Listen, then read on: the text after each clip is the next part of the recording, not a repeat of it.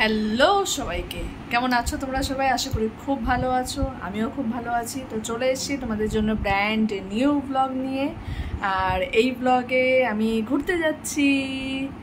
Plan তো অনেক কিছুই ছিল, কিন্তু সব কিছু একদম লাস্ট মোমেন্টে ক্যান্সেল হয়ে গিয়ে আরেকটা প্ল্যান হয়ে গেল।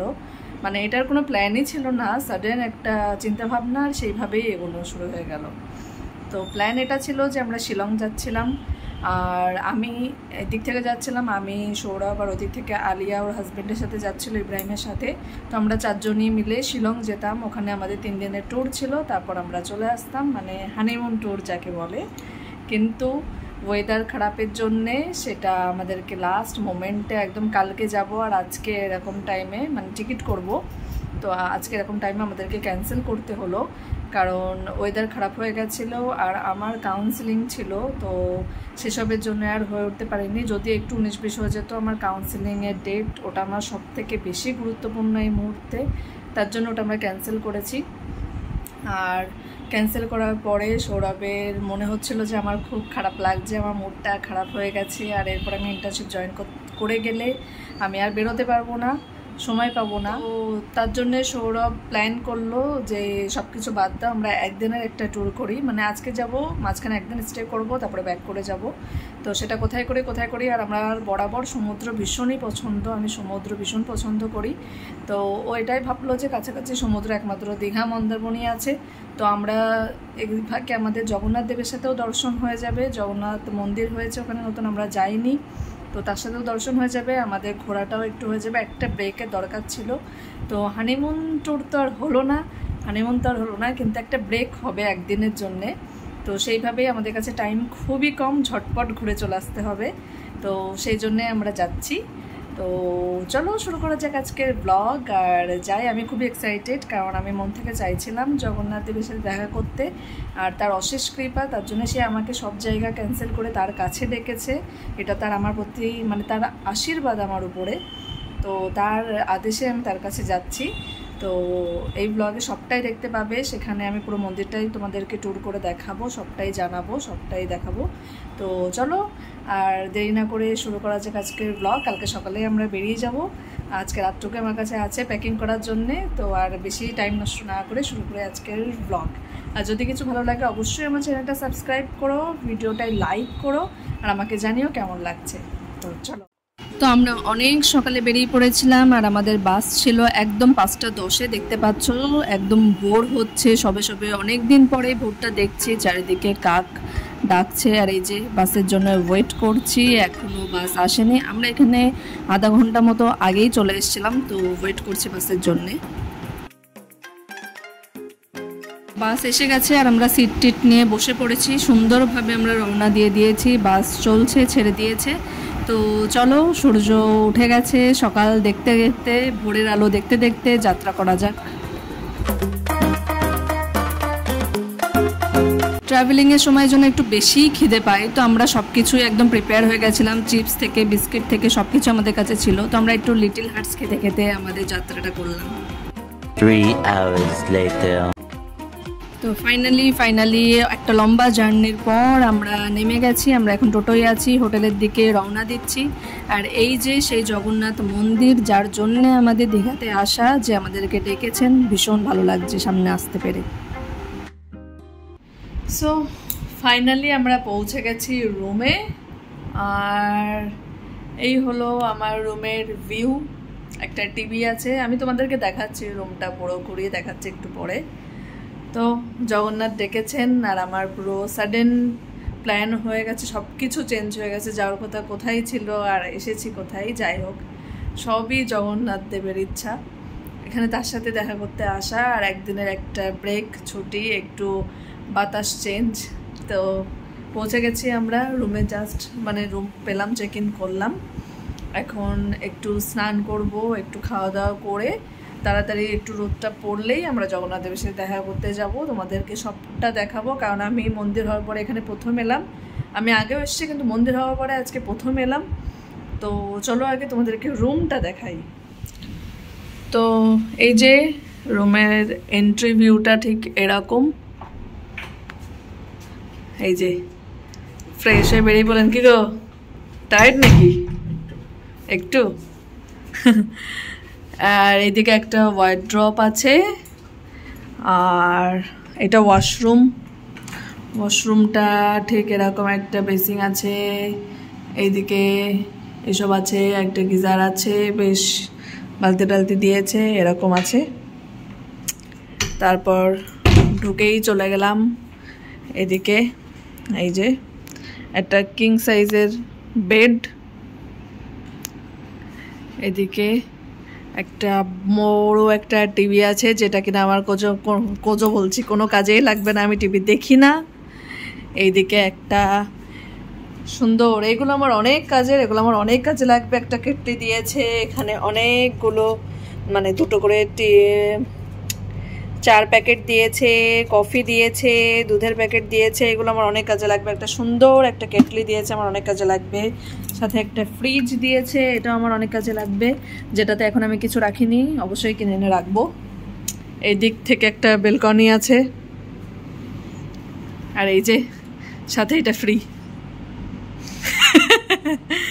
কেমন লাগছে এসে? অনেক সুন্দর, অনেক ভালো। জগন্নাথ দেব তাহলে ডাকলো? হ্যাঁ ডাকলো। একটু তাড়াতাড়ি আমরা একটু ফ্রেশ হয়ে খাওয়া দাওয়া করে স্নান করে রোদ পড়লেই বেরিয়ে যাব, চলো। তো এই যে রুমের ভিউটা তোমাদেরকে দেখালাম, আর একটু ফ্যান আছে, ফ্যানটা তো বাদই দিয়ে দিয়েছিলাম আমি এত দামি একটা জিনিসকে। তো আমরা রেডি হয়ে গেছি পুলে যাওয়ার জন্যে, তো এখন আমরা পুলে যাচ্ছি, যাই একটু দাপাদাপি করে আসি। এটা আমার লাইফে ফার্স্ট টাইম হবে পুলে যাওয়া। যদি আমি সাঁতারের কিচ্ছু পারি না, জানি না পুলে গিয়ে আমি কি করবো, কেন যাচ্ছি। তুমি কত সাঁতার জানো, ডুবে গেলে যার কিছুই করতে পারবে না। যাচ্ছে একটু দাঁড়িয়ে থাকার জন্যে আর পা দুটো ভিজিয়ে আনার জন্যে, তো যাই একটু মজা নিয়ে আসি আর কি। চলো চলো।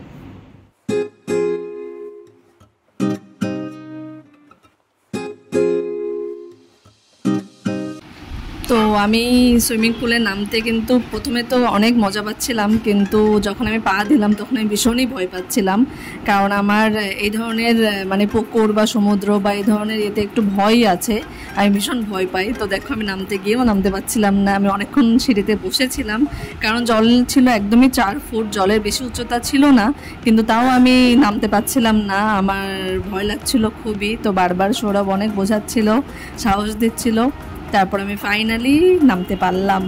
তো আমি অনেকক্ষণ ওখানে বসেছিলাম, এটা ভীষণ মজা লেগেছিল পরে নিজের ভাবতে। তো যাই হোক, ফাইনালি নেমে গেছি।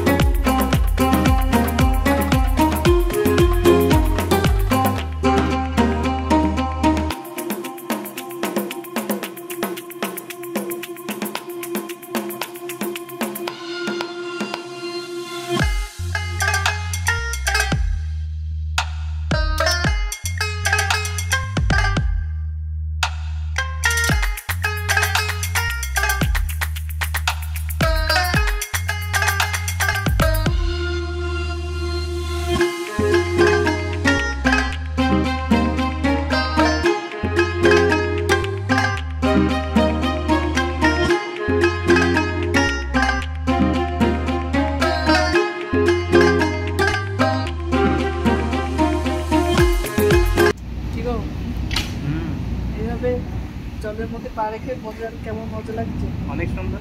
অনেক সুন্দর। হ্যাঁ শান্তি, অনেক শান্তি। জলে কার না ভালো লাগে বল? অনেক ভালো। তোমার কেমন লাগছে একটু বল? রোদে আরো বেশি ভালো লাগছে। রোদটা না থাকলে আমি খুশি হতাম। এখানে অনেকগুলো ড্রিঙ্ক আছে, মজিটো। একটা মজিটো খাও।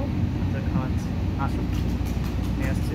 যে দাদাটা বানাবে সে যতটা নেই, তার জন্য আমরা ওয়েট করছি আর জলে পা দুলাচ্ছি। এটা বাচ্চাদের জায়গা, আমরা সে বাচ্চাদের জায়গায় বসে আছি। বড়দের জায়গা আমাদের জন্য সুইটেবল না। না না, ওখানে তো ছিলাম একটু। আমার জন্য সুইটেবল না, তাই আমি বাচ্চাদের জায়গায় চলে এসেছি।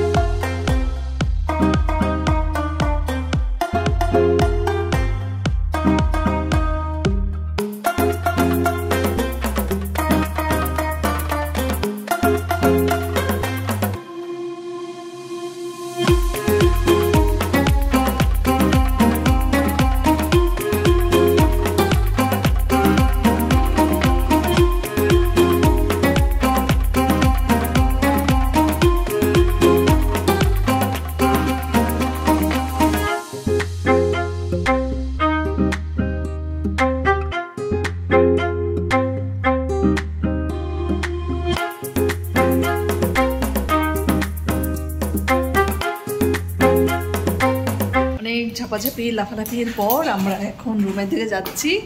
2 ঘন্টা ধরে আমরা ঝাপাঝাপি করলাম। সাঁতার না জেনে আমরা অনেক ঝাপাঝাপি করেছি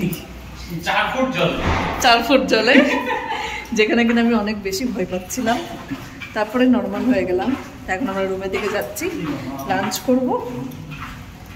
লাঞ্চ করে নিয়ে আমরা আবার বেরোবো। এরকম এক্সপিরিয়েন্স আমার প্রথম হলো।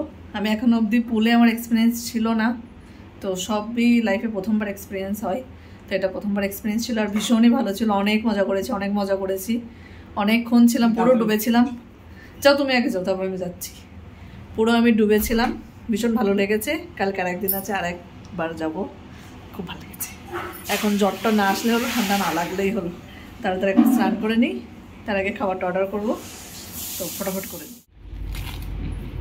তো দীর্ঘ প্রতীক্ষার পরেই চলে এসছে আমাদের লাঞ্চ।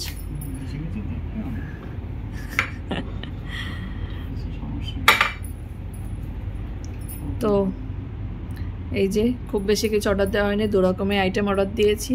আর অলরেডি এখন 4টে বাজে, তো তাড়াতাড়ি লাঞ্চ সেরে ফেলি, চলো হামলে পড়ি। আমি ঘুম থেকে উঠেই বাথরুমে গেছিলাম একটু ফ্রেশ এনাফ হতে। আর এই যে বেরিয়েই দেখি আমার জন্য কফি রেডি। বাহ, আই এম ইমপ্রেসড। নিজের হাতে করেছি। Thank you. তোমার জন্য এখানে ছিল, সব করে নিয়েছি। সব করে দিয়েছো? আমি নিজেই করে নিয়েছি। এই কফিটাই তো আমার আসল ওষুধ। এই কফিটা খেয়েই তো এখন আমি একদম চাঙ্গা হয়ে তোমার সাথে আবার ঘুরতে যাব। কেমন বানিয়েছো? মিষ্টি কম আছে কিন্তু ভালো আছে। মিষ্টি আমি কমই খাই, তো তুমি জানো তো। Thank you. আমি বলছি না বলে নিজেই বেচারা বলে দিল থ্যাংক ইউ। ঠিক আছে থ্যাংক ইউ।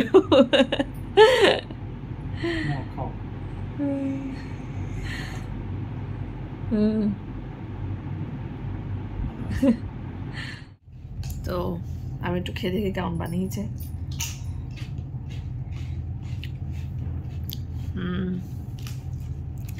যে কড়া স্বাদটা আমার লাগে সেটাই বানিয়েছে, বেশ ভালো।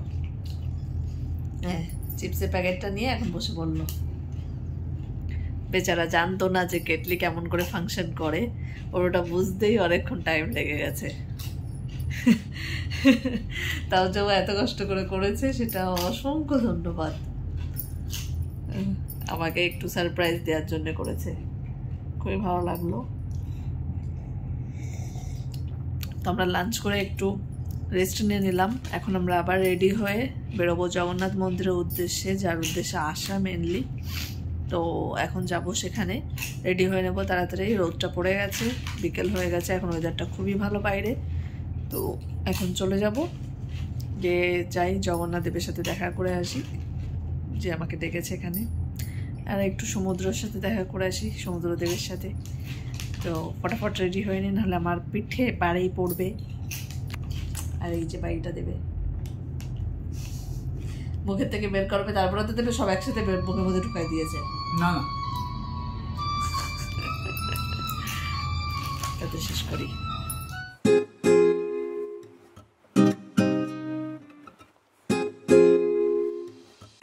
তো এই আমরা পৌঁছে গেছি জগন্নাথ মন্দিরে, আর রোদটা পড়ে যাওয়ার পরে ভীষণ সুন্দর লাগছিল ভিউটা। আর এটাই পারফেক্ট টাইম ছিল, এখন অবধি তেমন ভিড়ও হয়নি, একটু পরে এখানে প্রচুর ভিড় হয়ে যাবে। তো চলো আমরা সুন্দর করে মন্দিরটা এই সুযোগে ঘুরে নিই।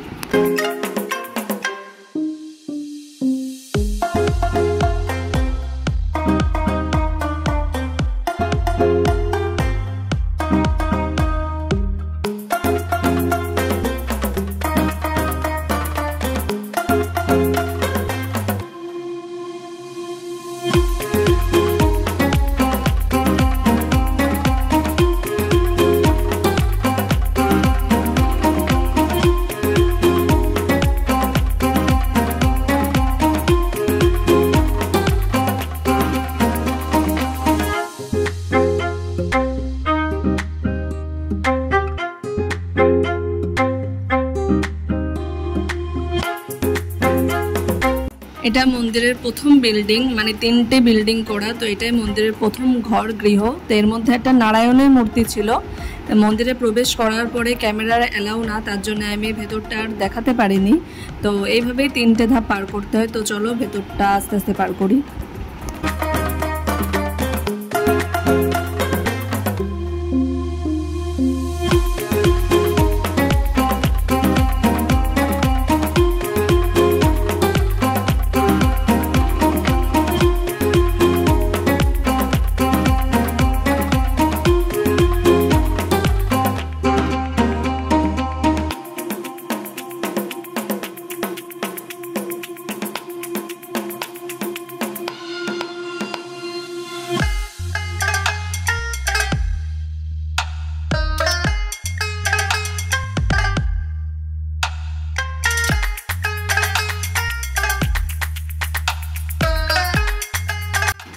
আর এই যে দেখছো এই বিল্ডিংটা, এই মধ্যেই এখানেই আছেন জগন্নাথ দেব তার বোন আর ভাইকে নিয়ে। তো আমরা সেখানেই যাচ্ছি, দেখা যাক আমি জগন্নাথ দেবের সাথে দেখা করতে পারি আর কতটুকু তোমাদেরকে দেখাতে পারি। তো চলো জগন্নাথ দেবের সাথে দেখা করা যাক।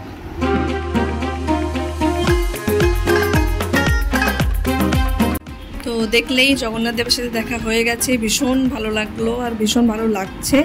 আর দেখো মন্দিরের এখন সন্ধ্যা হয়ে গেছে, তো মন্দিরের সব লাইটগুলো আস্তে আস্তে জ্বলে উঠছে, একটা অদ্ভুত শান্তি এখানে, ভীষণ ভালো লাগছে।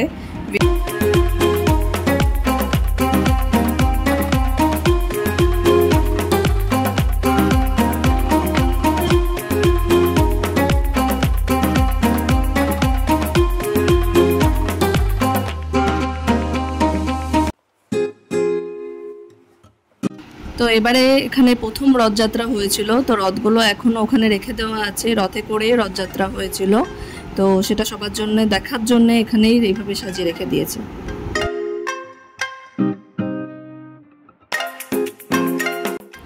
তো আমরা মন্দির ঘুরে সম্পূর্ণ দেখা টেকা করে আমরা চলে এলাম এবার সমুদ্র পাড়ে, আর যেখানে প্রচণ্ড শান্তি আর ভীষণ হাওয়া দিচ্ছিল, এখানে বসলেই মনটা জুড়িয়ে যায়। তো আমরা একটু বসেছিলাম, শান্তি নিচ্ছিলাম।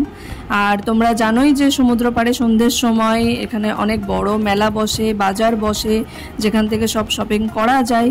তো আমরাও মেলা ঘুরলাম, অনেক কিছু দোকানগুলো দেখলাম, অনেক নতুন নতুন জিনিস উঠেছে। তো আমিও আর দেরি না করে কিনে ফেললাম, অনেক কিছু শপিং করে ফেললাম। তো খুবই ভালো লাগলো। দেখো এই যে এখনও দেখছে যে কি কেনা যায়। এখন ভীষণ গরম এখানে, ওয়েদার তো কদিন একটু খারাপ হয়েছিল, বৃষ্টি হচ্ছিল, কিন্তু আমরা আসার সাথে সাথে গরম আরও বেড়ে গেল।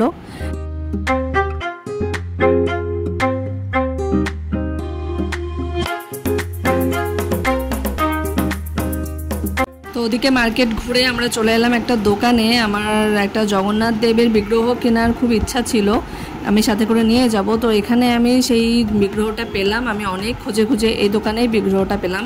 এখন কোন বিগ্রহ আমি নিয়েছি সেটা আমি তোমাদেরকে বাড়ি গিয়েই দেখাবো, সেটা আমি এখানে দেখাইনি। তো চলো, অনেক ঘোরাঘুরি হয়ে গেছে, এবার হোটেলের দিকে যাওয়া যাক। হঠাৎ মনে পড়লো তোমাদেরকে তো হোটেলটার ভিউটাই দেখানো হলো না, যেটা রাতের বেলারও বেশ সুন্দর লাগছিল। আমি সকালে এসেছিলাম, তখন তো লাইটগুলো অন ছিল না, তো ভাবলাম তোমাদেরকে হোটেলের ভিউটা দেখিয়ে দিই, হয়তো নেক্সট টাইম তোমাদেরও কাজে লেগে যাবে যখন তোমরা নিউ দীঘা ঘুরতে আসবে। তো চলো ঝটপট আমি পুরো হোটেলের ট্যুরটা তোমাদের একবার করিয়ে দিই।